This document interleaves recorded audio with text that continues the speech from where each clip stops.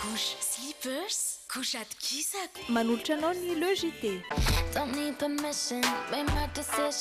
Misy autorisation ny vidy volamena manolotra anao ny logité. Telma safidiky numéro 1 malagasy manolotra ho anao.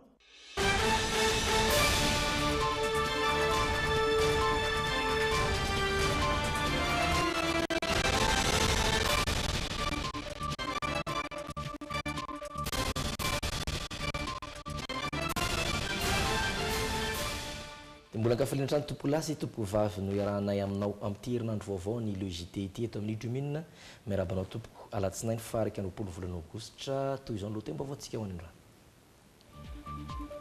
Nosokafana tao amin'ny kianjana Antsiranana ny alahady maraina lasa teo ny fankalazana ny jobily fa 50 taona ny zoroan'ny fiangonan'i Jesoa Kristy eto Madagasikara sy ny faha-100 taona ny idiran'ny mission LMS na ny London Missionary Society teto Madagasikara. Nanamafy ny fihavanana teo amin'ny filoha teo aloha dia imatrika Ravalomanana sy ny filoham-pirenena ery Rajaonarimampianina ny fihaonana tao Antsiranana. Mbola mitana anjara toerana goavana eo amin'ny tontolon'ny fizahantany kosa i Nosbe. Tsy maharaka intsony amin'izao fotoana ny fiara mitatitra ireo mpandeha miainga avy ao Mahajanga makaty Andrenivohitra. Basy vita gasy iray ary baladimy sy antsy no sarin'ny polisy avy ao amin'ny komisaria Mahamasina ny farany herinandro teo. Vagon 13 no indray niala ny lalamby ary nivadika tao Inde mahery ny 20 ireo olona maty vokatr'izay. Ankafaliana trano no iarahana aminao atao anatin'ny logité asainay ampanajana ianao hiaraka aminay hatramin'ny farany. Satria fa lasalasa amin'ny fotoanantsika dia tsy ampiandranao hely izay fa atombontsika avy hatrany vaovao-nisongadina ho any Antsiranantsika.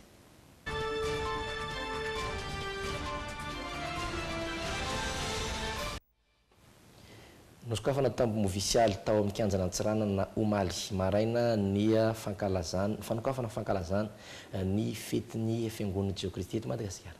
Fankalazana ny jobily fa 50 taona ny joroan'ny fiangonan'i Jesoa Kristy eto Madagasikara sy ny LMS na ny Society London Missionary Society izay nankalaza ny faha-100 taona nidirany teto Madagasikara tany Antoerana niara-nankalaza izany tamin'ireo mpino marobe ny filoham-pirenena ery Rajaonarimampianina tany Antoerana ihany koa i Jery Edouard ary mitatra amintsika ny antsipiriana izay vaovao izay. Sokatra tao Antsiranana ny alahady maraina teo ny taom-panamariana ny jobily fa 50 taona nijoroan'ny fiangonan'i Jesoa Kristy eto Madagasikara sy ny faha-100 taona nidiran'ny London Missionary Society ihany koa. Ny kianjana Antsiranana no nandray ireo mpino FJKM avy any amin'ny sinodam-paritany marobe amin'ny lavalon'ny nosy. Mitsangana ka mijoroa amin'ny tongotrao fa izao no nisehoko taminao.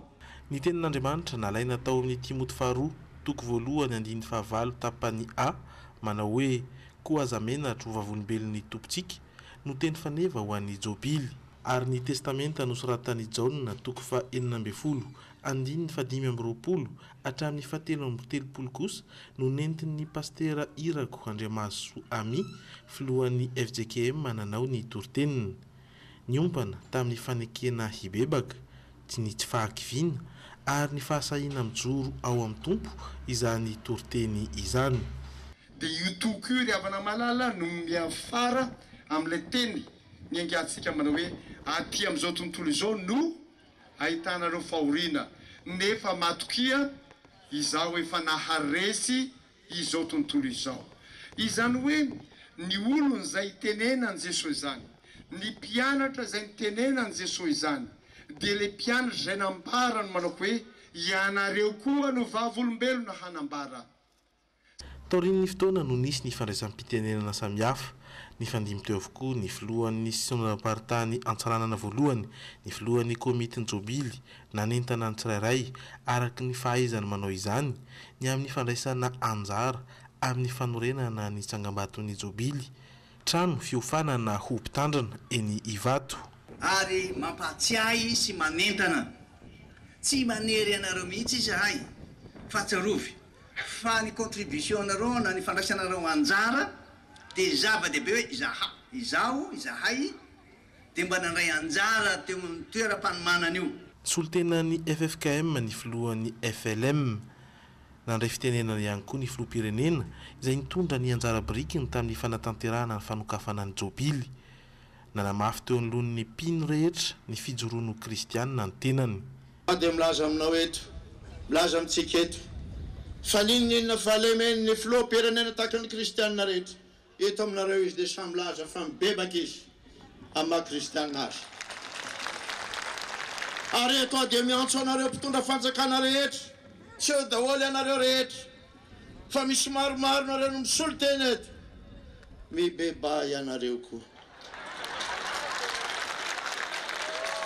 Ny tsiraray an-trano no tokony handiny tena ary mandalo amin'ny antanatohatra rehetra zany ho hiatrany ny tenany.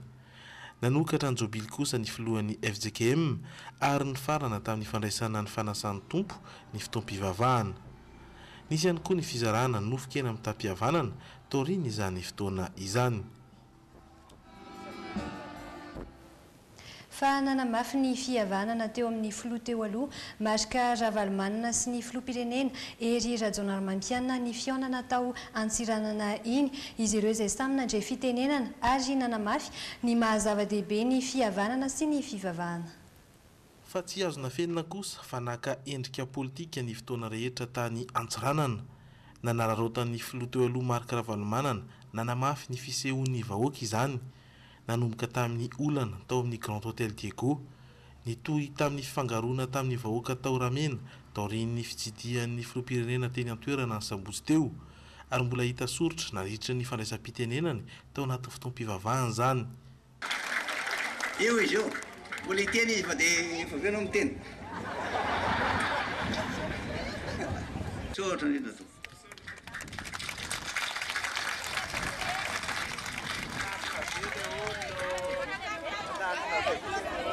Mariky ny fadiovam-bony ihany koa ve ny fitsikiny rehefa hitodika tamin'ny fandraisam-pitenenany nataony ho an'ny filoham-pirenena. Eo ianao andriamato filohan'ny Repoblika Madagasikara, ery Rajaonarimampianina. Tsikaritra tokoa fa havanana amin'ny fanentanana sy ny fampiomehezan'olona ny filoha teo aloha. Mahareta amin'izany ianao andriamato filoha ny ao amin'ny fitondram-panjakana alao ataonay satria adidy samihafa io fa ianao dia erina hiaritra ao amin'io asa fanompoana ny fiangonana izay asa masina eo tompo. Ekena ihany koa ny fisarahan'ny fiangonana sy ny fitondram-panjakana saingy tsy afa-miala amin'ny fiainam-pinoana ny filoham-pirenena. Tsy maintsy mijoro ho vavolombelona ny olom-pirenena. Ary ny kristianina dia tafiditra ao anatin'izany maha-olom-pirenena izany. Ny zavatra izay nanaitra tany amin'ny toritenina ataon'ny pasteur tao amin'ny sampana lehilahy kristianina. Notsindriny mafy ny toetra tokony analan'ny lehilahy kristianina sy ny kristianina mba tsy fampiapango, mba tsy ho pitsikera, mba tsy hiteny ratsy, fa tokony hijoro amin'izay maha-kristianina azy. Tsy ilaza foana ny kristianina fa hiaran'ny ataon'ny hafa. Tsy ilaza foana ny kristianina fa ny hafa ny manahirana azy. Ny farana tamin'ny fifandraisan-tanan'ny filoha rotonta nefa izany disadisa tsy takona fenin'izany. Namerina naneo ny firahalahiana Mpahibe Maso taorian'ny fanentanan'ny filohan'ny FJKM rahateo izy roa ireo.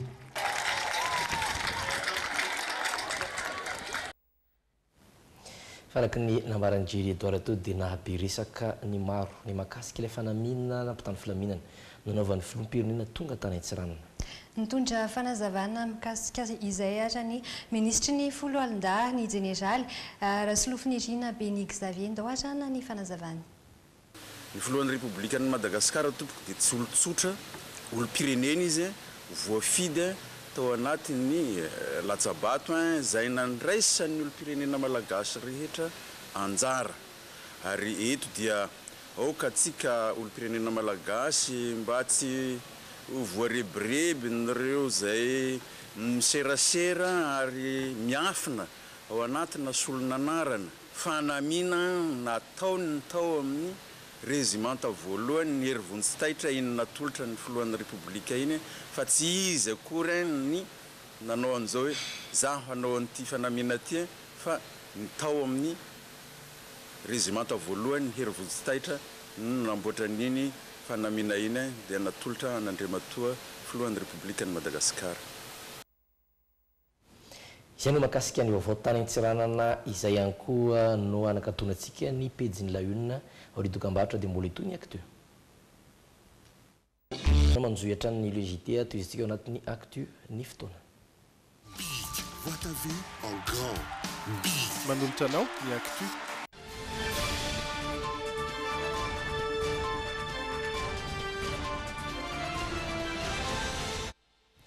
Resaka mikasika ny fizahantany isika indrindra amin'izao fotoana ny fialan-tsasatra izy. Mbola mitana anjara toerana goavana eo amin'ny tontolon'ny fizahantany inosy be mahasarika mpampiasa vola ihany koa ny toerana raha ny fanazavan'ny mpandraharaha amin'ny fizahantany izay tafaresaka tamin'ny Rina Andriamalala sy Misara Zafinjatovo dia mandava-taona ny fitsidiana ataon'ny mpizahantany any inosy be amin'izao fotoana izao. Anisan'ireo toerana mahaliana vahiny maro aty Madagasikara inosy be, toerana azo anaovana fampiasam-bola be ary mahatamana ireo mpizahantany. Raha ny fanazavana, tony sy milama ny tanàna inosy be ka misarika olona. Teratany vahiny ny ankamaroan'ireo mpitsidika fa mbola vitsy ny teratany malagasy tonga ny toerana. Raha tsy ahivina, tamin'ity taona ity, nisy ny fifanarana nataon'ny ministeran'ny fizahantany sy ny mpampiasa vola vahiny. Tapaka tamin'izany fa isy ny fananganana trano fandraisam-bahiny goavana na hôtel 5 étoiles any toerana. Comme je vous disais, le cadre. D'abord, on a des très beaux hôtels là-bas qui sont tous avides de participer à des événements de la sorte. L'image que ça peut donner aussi à Nosy-Bé, une image culturelle que l'on ne connaît pas, tout ça. Quand on voit le concert de clôture qui se fait au sommet du Mont Passo, au coucher de soleil, avec les symphonies qui baignent dans cette lumière de coucher de soleil, le paysage qu'il y a autour. Efa nahita mpiovana sy fanatsarana ihany koa ireo toerana mahaliana ka saika mandava-taona dia misy mpizahatany tonga raha toa ka ny volana May sy Jona ihany no nahitana izany teo aloha. Les mois les plus chargés sont les mois de, disons, à partir de mi-juillet et août. Octobre et novembre, et maintenant les mois de avril et mai sont assez chargés aussi. Marina fa ankoatra ireo vanim-potoana voalaza teo dia mampitombo ny isan'ny mpizahantany ihany koa ny fotoanan'ny festival toy ny Somaro, ny Doni ary ny Symphonie. Avy tany Nosy-Be dia hidina kely ao Mahajanga indray. Tsy maharaka intsony amin'izao fotoana ny fiara mitatitra ireo mpandeha miainga avy ao Mahajanga mankaty Andrenivohitra manararaotra mampiakatra ny sarandalana ho 4 ariary. Araka izany ireo mpitatitra ireo misy amin'ireo mpandeha voatery mijanona amin'ny ora farany noho ny fiakarana izay sarandalana izay nampiteraka korontana sy savorivory tao amin'ny tobim-piantsonana iray tao Mahajanga izany. Ndao arahana ny fanadihadiana nataon'ny mpanao gazety avy any Mahajanga. Manodidina ny mpandeha miisa 10 eo izy ireo no tsy maintsy najanona teto amin'ny tobim-piantsonana nasionaly Mahajanga. Tabataba sy menomenona no nameno ny tobim-piantsonana teto an-toerana ho Malialina. Vokatry ny tsy fahaiza-mandamina nataon'ireo mpitatitra vitsivitsy tao an-toerana. Nanomboka tamin'ny alatsinainy no efa nanao famandri-toerana sy nandovolany maro. Omaly anefa raha anaingy dia nambara fa tsy misy indray ny fiara. Ny sasany aza moa dia hoe averina ny vola rehefa tsy manaiky ny fampiakarana ny sarandalana. Anao fitarainana izay satria nanao réservation zay tamin'ny talata dia ok fa vita ny vola. Androany zay natsoiny ny coopérative fifidia nasaina verina volanay na ampiakarina frais anay ampiakarina 200 000 nefa ny vola aby efa paye dia androany naverina ty ny volanay. Dia zay zany no fitarainanay anay lavitra vodina mody Antananarivo. Ny tranonay efa vita ny contrat. Ny olona amin'ny secondaire anay efa ao. Dia zay zany malahelo vokatr'izay. Fa manina tsy hainay la zay efa hoe tsy tonga hono soferanay. Ohatrinona le nalohanareo dia ampiakarina ohatriny? Tamin'ny talata mbola nisy frais 150 dia 150 olona fito dia androany ataony 200 000. Nefa lany vatsy anay tsy lasa. dia izay ny fitarainana mba ataonay. Vaona eny ny fitarainan'ireo mpandeha ny tompona ndraiky avy eo anivon'ny ATT eto Mahajanga. Avy hatrany dia nidina teny antoerana nijery akaiky ny zava-nisy. Araka ny tatitra nomena azy raha nitafa tamin'ny mpanao gazety izy dia ny fahasimbana tamina fiara iray tokony hiakatra ny andrenivohitra no nahatonga ny fijanonan'ireto mpandeha maromaro ireto. Namafisiny ihany koa teto fa tsy ekena velively io fanarotana fampiakarana sarandalina io izy satria tsy izay akory no ny fanarahana. Misy ny lalàna tsy maintsy araina ao amin'ny tompom-piantsonana ho iatrany izy ka tsy maintsy andraisana fepetra ireo coopérative miopefy amin'ny tokony ho izy. Ety izany dia tsy maintsy andraisana fepetra le coopérative transmety hitantsika ety 40 000 ariary soratra tao anatin'ny budget dia hoantsona le président national zao fa hoantsona ihany koa le sortena le tia Mahajanga raha pitso dia andraisantsika fepetra izy raha pitso satria 30 000 ariary ny frais ara-dalàna tao anatin'ny parkage rehefa nisy ny fivoriana na namafisany izay tamin'ny guichet rehetrarehetra tamin'ny herinandro. Zavatra mitranga koa ny aty anatin'ny guichet misy manao an'le mitazona an'le frais fa le mpanera ny ambadika any no mampiakatra an'le isan'andro manodidina ny fiara enimpolo eo no miditra eto an-tampon-tanànan'ny Mahajanga atao amin'ny tompom-piantsonana nasionaly. Tahaka izay ihany koa no mivoaka. Mbola tsy maharaka hatrany anefa ireo fiara ireo ka misy ireo tonga maraina dia miverina ny hariva ihany. Namafisiny tompona ndraikitry ny ATT eto Mahajanga fa ny fiara ihany no afaka miverina fa ilay mpamily kosa tsy maintsy soloina isorohina ny loza mety hitranga eny an-dalana. Tamin'ity fotoam-pialatsatra ity tokoa mantsy saika isan-kerinandro ny lozam-pimoivoizana seho tamin'iny lalam-pirenena fa efatra iny ka leo tokoa misoroka toy izay mitsabo. Ny mahakasika ny efa niresaka mikasika trangam-piarahamonina dia vokatra azon'ny polisy tetsy Mahamasina. Basy vita gasy iray bala 10 ary antsono sarony polisy avy amin'ny komisaria Mahamasina ny farany herinandro lasa teo no kasaina amidy any Moramanga ireo fitaovam-piadiana ireo raha araka ny fanadihadiana hiakatra fitsarana rahampitso ny raharaha andalam-pikarohana kosa ny iray tamin'ireo telo lahy nahatratrarana ireo fitaovam-piadiana ireo ndaoary arahana ny fanazavana iarana amin'ny miaro sorojy ravaka sy doda rahajarinjato.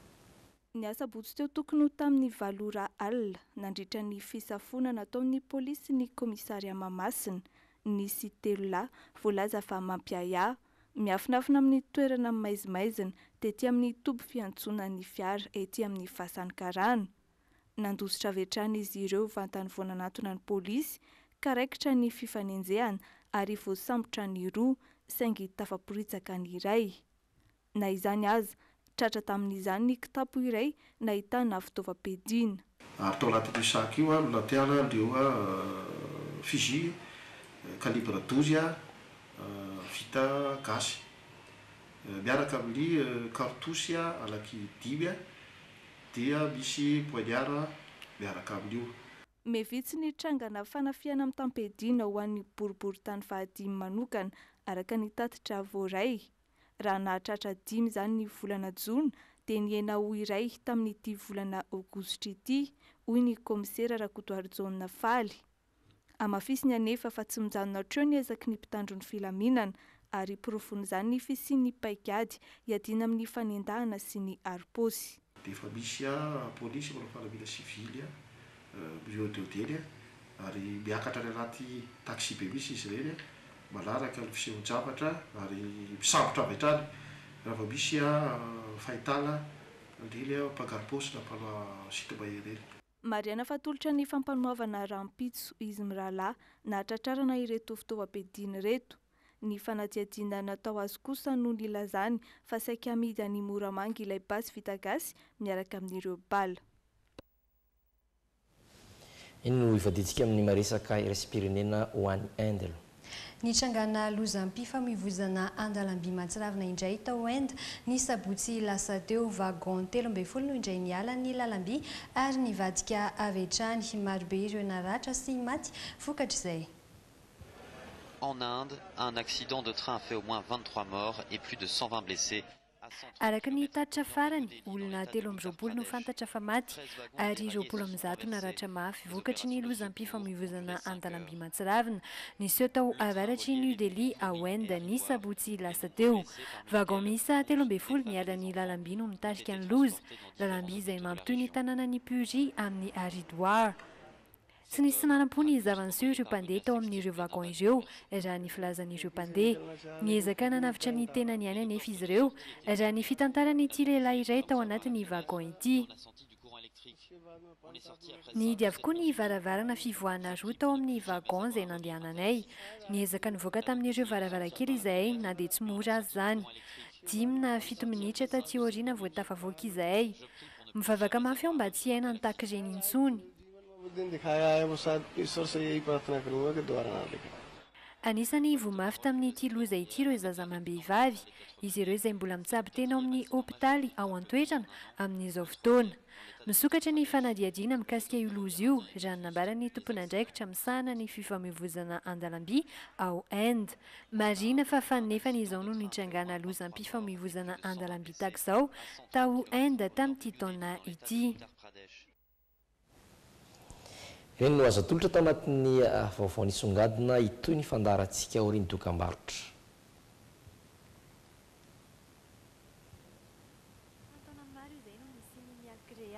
Avanana amin'ny resaka fandravahana na inona hetsika karakaraina izy. Dia manana infrastructure maromaro zay anaovana izay resaka décoration zay. Manomboka ny any am-piangonana ka hatraty amin'ny salle de réception.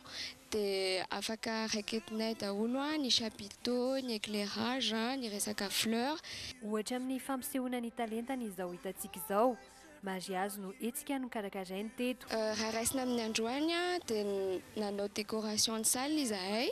Ny tao anatiny izay ahitana centre de table, ny décoration amin'ny table mariée sy ny espace marié, dia ny extérieur nasiana éclairage sy espace photo.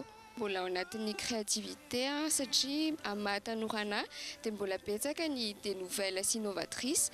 Eo ihany koa ao anatin'ilay innovation ihany ny fanafarana ny entana vaovao izay anisan'ny tena mampiavaka amin'ny Alcrea satria manaraka ny tendance avy any ivelany foana izahay.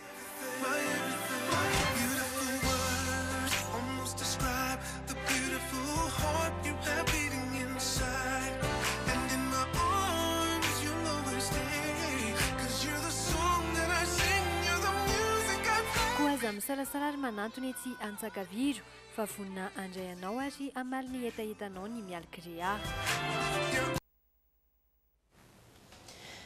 Aoriany dokam-barotra dia reto indray miandry antsika.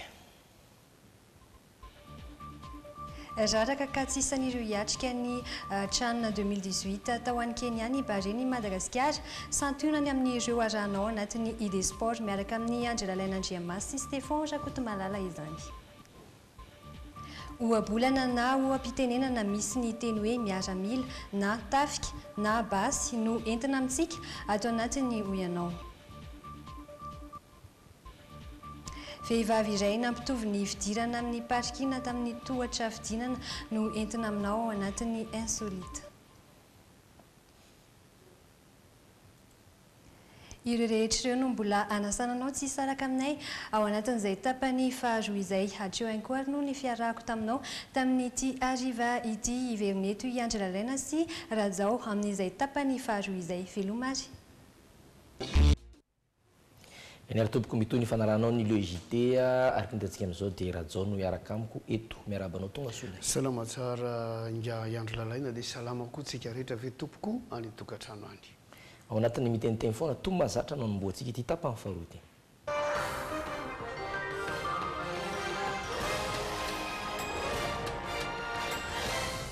Lexi.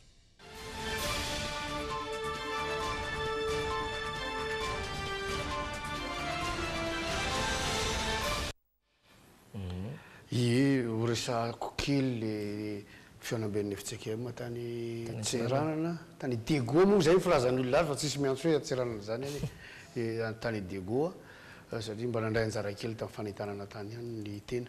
Ny talata dia efa nanomboka ny recyclage pastoral fifanana pasteur zany hoe miaraka amin'ny vadiny sy tany dia nahatratra eto amin'ny 700 sy 4 arivo teo zareo.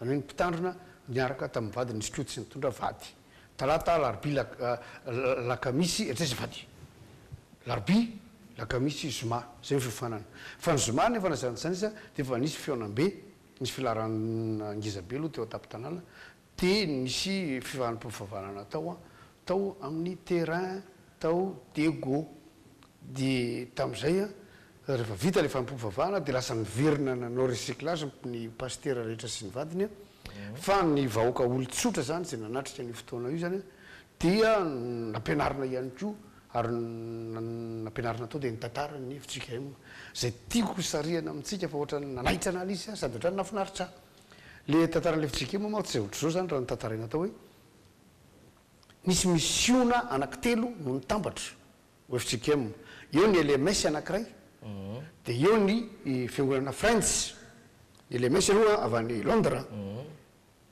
zava-topoka tsy dia nahazo rivotra masina loatra ny LMS avy any Londres le France toraha tsy diso te norvégiane nijery zareo reo dia misy ny missionnaire frantsay samy protestante daholo zareo dia samy mitondra ny missionnaireny dia samy mitondra fiangonana teto Madagasikara dia le ndiona zany le lohandoha mpisorona malagasy natao amin'le LMS natao amin'le France natao amin'le MPF hoe andao tsika hitambatra fa samy protestante dia loza rangaty fa tsy nanaiky an'izany ny missionnaire le LMS le vazaha zany tsy nanaiky koa zany le missionnaire MPF dia tsy nanaiky koa zany le France hoe tsy mety aminay zany zany amin'zalahy zany dia tena hoe rehefa anay didy anay dia tena ohatrany hoe zarazaro an-tsakana fa le malagasy nieritreretra hoe samy protestante ty voninahitra Andriamanitra tandrovina andao ikambana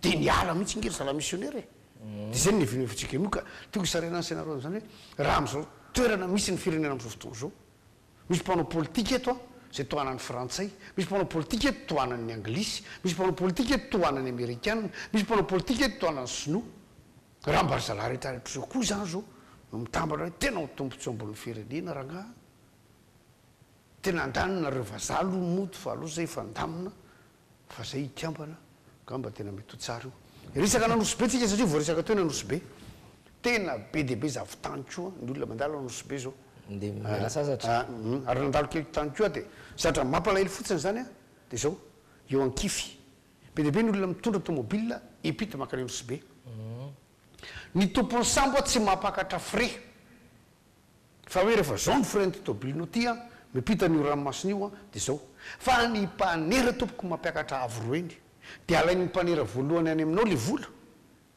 dia rehefa azo ny vola ohatra hoe hatraminà million 5 ny mampita tomobilina kely nefa ny tokony 750 000 alainy le vola dia rehefa azo ny le vola dia ampitainy tokoa ianao ampidiriny makao anatin'le sambo izy no manapaka dia ameniny 750 000 n'le sambo fa anazy ny 750 000 zany ny problème fa tsy nazanatsana izy tsy maharaka ihany koa ny ao anosobe ao anatin'ny zavatra rehetra zany ny fitateran'olona maharaka tsara fa ny fitaterana ny tomobile satria lafilafy ihany ny anosobe zany raha mano foa tomobile fa iveranake makaritsirana ndray mitsoro mihoatra ny resako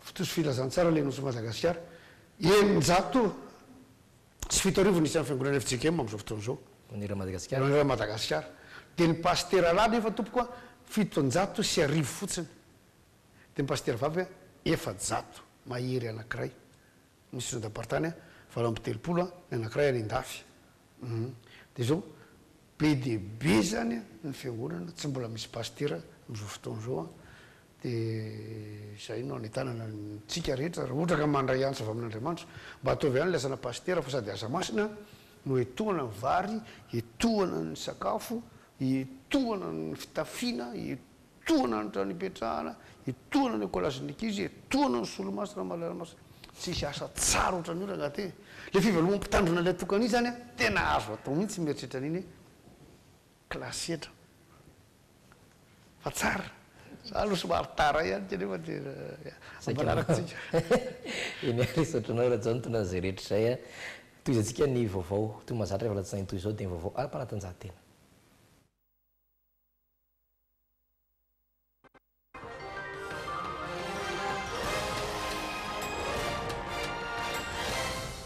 d'accès.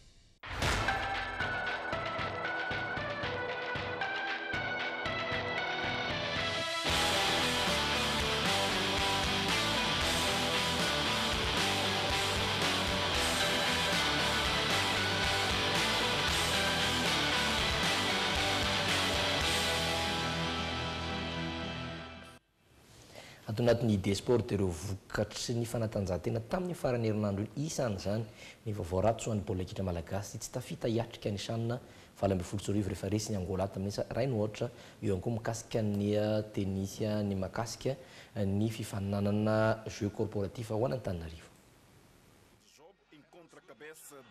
Tapitra ny sabotsy alina lasa teo ny nofinofy ny malagasy hiatrika ny fedina izay ho tompon-dakany Afrika ho an'ny ekipim-pirenena tsy misy mpila ravinahitra na ny tranony. Resy ny palankasy ny grâce angolais tamin'ny isatokana rainy ohatra ny bare Madagascar tany mikanja ny 1 novambra tao Luanda renivohitra Angola. Bola izay tafiditra teo minitra faha-80 coup franc no tsy henay ny job tamin'ny lohany ka nahavery ny leda. Taloha kely io nefa nahazo penalty ny angolais saingy niotra lavitra ny Tsivalamby ny daka ny job teo minitra faha-50. Nezaka nendrika ny riambony ekipany saingy hita olonkoropaka loatra ka zara fananala bola teo amin'ny tongony fotsiny ary lasa langalanga ny lalao Barea. Efa tana fiafarany lalao no efa saika sahala saingy niotra Tsivalamby ny daka ny jivy ary mbola nahazo occasion tsara ihany koa tana fanampotona fa mbola voatsoriky ny vodilarina angolais ny daka ny nono farany. Tafita hiatrika ny sanina izany i Angola raraka kosa isika.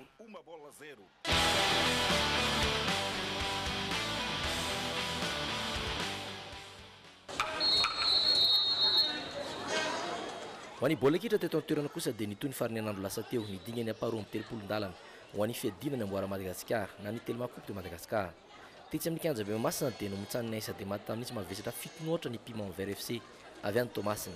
Vao nanomboka 3 minitra ny lao dia efa nokoban'ny Angelo ny aratona antsinanany. Ny fandimina piditra bola taorian'izay Rionja, Kasaha, Rufin sy ny maro hafa. Samy nandresy ihany koa ireo ekipa vaventy toa ny Knaps izay nandavan'ny Disciple FC, ny LGCO Plus nandresy ny FC Tanambo 5, ny Tana Formation FC nanilika ny FC Jami Analandrofo. Ny lalao ny Kosfa sy ny AS Tsofama Amoromanisy isa no tsy vita fa nahemitra amin'ny Alarobio avy izao. Aorian'izay dia hiditra avy hatrany amin'ny lao paina 12 ity fananany ity ny farany herinandro avy io.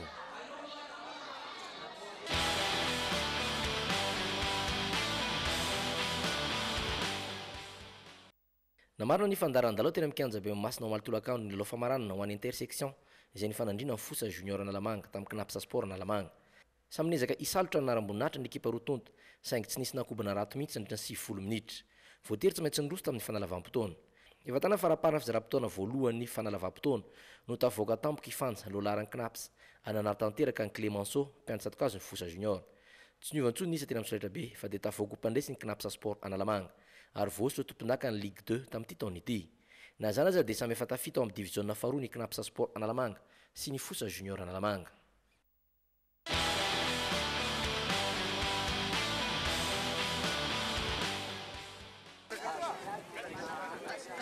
Tanterana alady lasa teo tao amin'ny kianjany FJKM Ambatomanga ny lalao famaranana amin'ny fedina amboarany 9 Jona ho an'ny commune Ambatomanga ao anatin'ny district Manjakandrina. Lalao famaranana izay nifanandrina FC Miray manao akanjo manga tamin'ny FC Ambatomiray miakanjo mavo. Tavoaka mpandresy nisa roa noatra tamin'izany ny FC Miray. Napetraka ireo mpikarakara dia ny commune Ambatomanga sy ireo olona telo lampanohana dia ny olona André Mbola Mananjara sy olona André Mengo Bertin ary ny olona Rampart Saint-Luc ny ivoahany ekipa matanjaka afaka andrainjara mifananana maro manerana ny nosy sy ny fitaizana ireo tanora eto Ambatomanga. Voalohany ary mikasa raha ohatra ka ifanarahana amin'ny mpiara-mianton'ny natoka indrindra amin'ny région dia misy koa ny district zany izay mino fa efa misy vinavinany miaraka amin'ny lera eto Ambatomanga sy Anapera Ambatomanga miatomboany. Raha tsivina dia ekipa 10 izay tsy nahitana mpikaramanady fa saika ireo tanora avy anivon'ny commune Ambatomanga ihany nandray anjara tamin'ity fananana ity. Fananana izay efa nanomboka hatramin'ny volana Aprily lasa teo.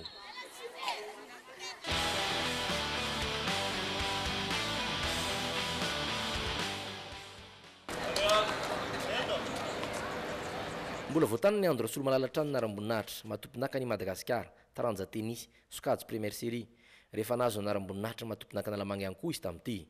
Hita ho tsy niady ny lalao famaranana izay niaonany tamin'ny Rakoto Zafinirina Patrick Malatolakandro tetsy amin'ny kianjany Aksamboda. Ainy andro namezivezin'ny baolina sy ny kapoka izany ka hita ho sahiriny Patrick nanaraka azy. Lasa ny andro mora foana ny fandresena tamin'ny 7-2 ohatra 9-2 9-3.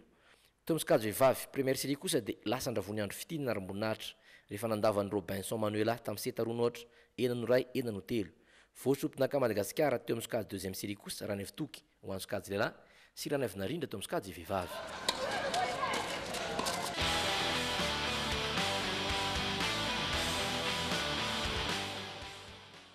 ho tanterana ny farinan'andro avy izao eny amikanjany vontovonona ny jeu corporatif d'Antananarivo.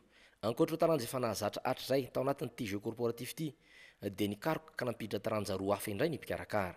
Miampy an'izay relais 4x100 mètres izay fotsiny eny dia ny basket moa zany dia ny foot à 7, ny volley, ny pétanque izay ahitana olo telo miaraka ho an'ny lehilahy ary olon-droa miaraka ho an'ny vehivavy, ny tennis izay misy sokajy telo, ny vehivavy dia ny lehilahy mizara roa latsaka ny 520 taona sy ny mihoatra ny 520 taona.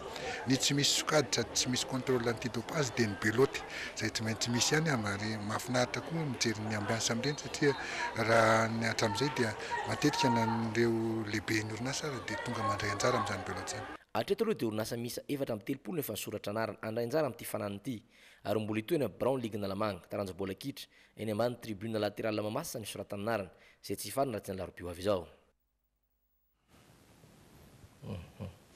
Reny nazombareny songadina tamin'ny vaovao-ara-panatanjahantena. Tsara, mahafinaritra. Makaherin'ny bary hafa tsy akoa ngy tsy avatra ny tonga dia mandeha tsikelikely raha ka fa mivoatra le izy ane eny ary dia toy izantsika ao anatiny hoy ianao indray. Tsara kokoa ny paoziny, matevina sy tsara kokoa ny foniny sy ny taratasiny. Dans la vie, il y a les premiers et il y a les autres.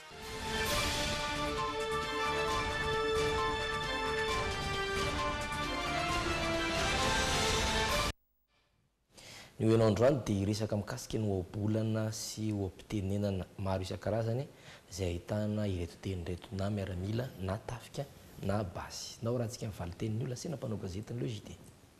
Mameza ohabolana na oham-pitenenana na misy teny hoe basy na miaramila na tafika. Miaramila re camion zay voaka maty zay voaka maty. Miariary ohatran'ny tafika andefa tanàna. Ahoana fanazavana ho an'izay ohabolana izay? Raisana ohatra hoe raha misy zany ny ady ka rehefa raikitra ny ady dia tsy hita hoe miafina zany no fahavana ohatrana tonga dia hita pahabe maso be ireo izy ireo. Aza manontany ambasy amin'ny anglisy ohatra ny karazana efa mahay izy nefa mbola antanina ihany. Aza manontany basy amin'ny anglisy. Ahoana fanazavana ho an'izay? Hoe ny anglisy raha ohatra hoe ny anglisy zany ny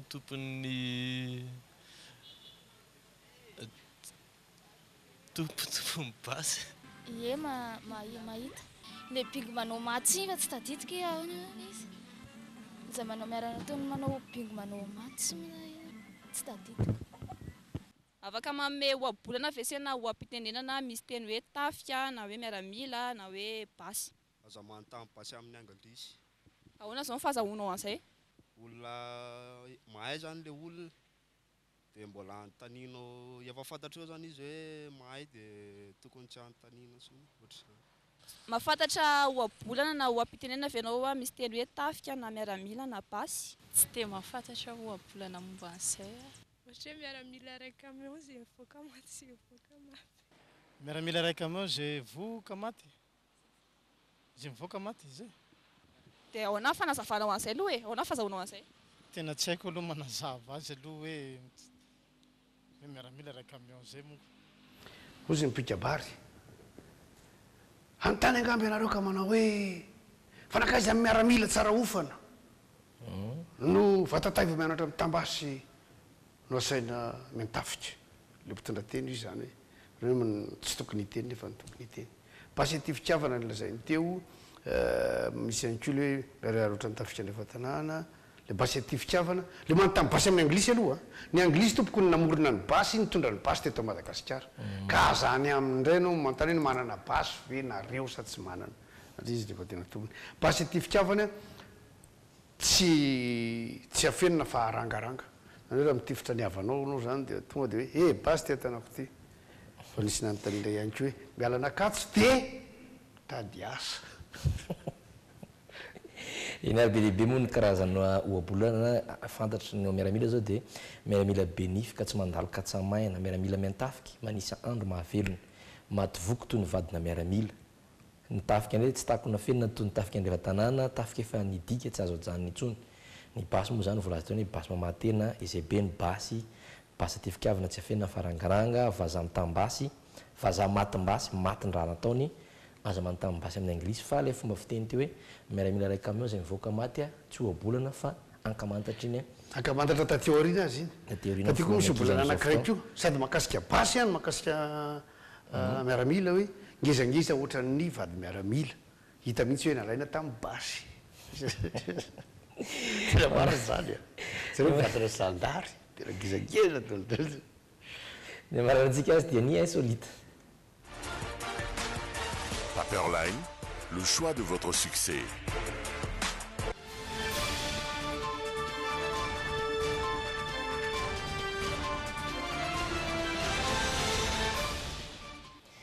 Vehivavy ray nampitovy ny fidirana amina parkina tamin'ny tohatra fidinana iray no entina aminao atao anatin'ny insolite sy mba avy hatrany araka izany ny fiara andao rahantsika ny fanazavana. Tranga anisan'ny navariana ireo nahita maso ity zava-niseho tao Santiago ity. Nafangaron'ity vehivavy iray ity ny vavahady fidirana amin'ny parkina sy ny fidirana tato amin'ity tranobe ity. Tsy nisy nahafantatra izay ho ataony na ny mpiambina na ireo mpandalo. Nosakana ny mpiambina nefa izy rehefa tafiditra kelikely. Nijanona izy ary nialaingana vao nahita fa tohatra kay no nandehanany. Tsy voatazo ny isatra intsony anefa ilay fiara ka nisosa avy hatrany.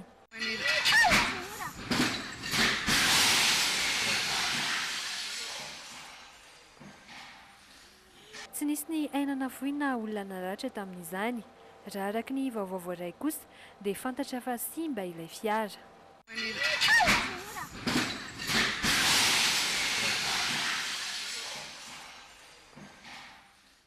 Mety potika mihitsy ohatry hoe simba fotsiny. Potika sy sololy tsy mandoa vola amin'iny ny assurance adalano.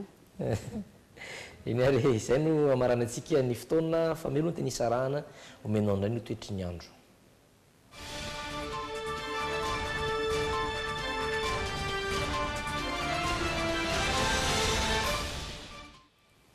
Amin'izao fotoana dia tsara ampahafantarantsika fa mena ao anatin'ny fanankona masoandro ny any Etazonia amin'ny faritra andrefana iny ary dia hitantsika amin'ny vaovao miparitaka andritra eny zandritra ny hoentina aminao amin'ny fotoana manaraka izay fa ny eto Madagasikara dia fa manomboka may mafana trano hoy izahay foana araka ny voalaza ny mpaminavinan'ny toetrandro ihany koa ny eto afovoantany sy ny manodidina ny any amin'ny ilany andrefana sy atsinanana ary ny any Toliara mazava ho azy fa efa nafana hatramin'izay hitantsika amin'izao fa aloha ihany koa ny fiposahan'ny masoandro midika zany fa efa ho avy ny fotoana ny lohataona aorina iririna.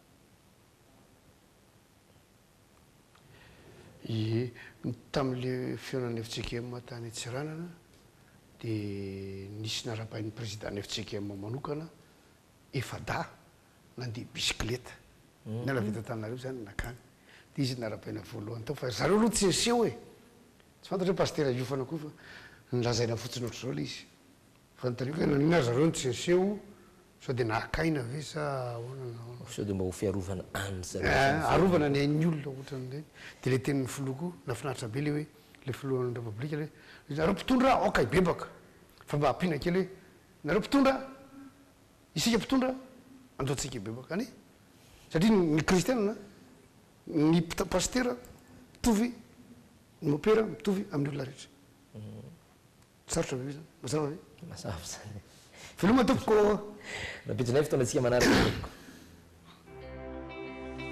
salanitsaran'otra sevasevandray le valy tsy nery fany aty fa tsika androany falifaly fa tsotso saramanitra misaotra n'andriamanitra fanola velon'aina sy fanay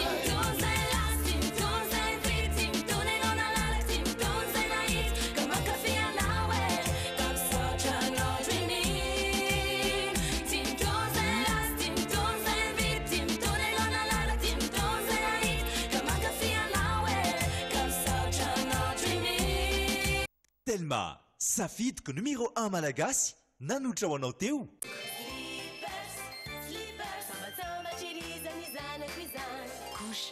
Purse, kosadikisako. Manolotra anao ny logité. Bijouterie Santia, ny vidy volamena, manolotra anao ny logité.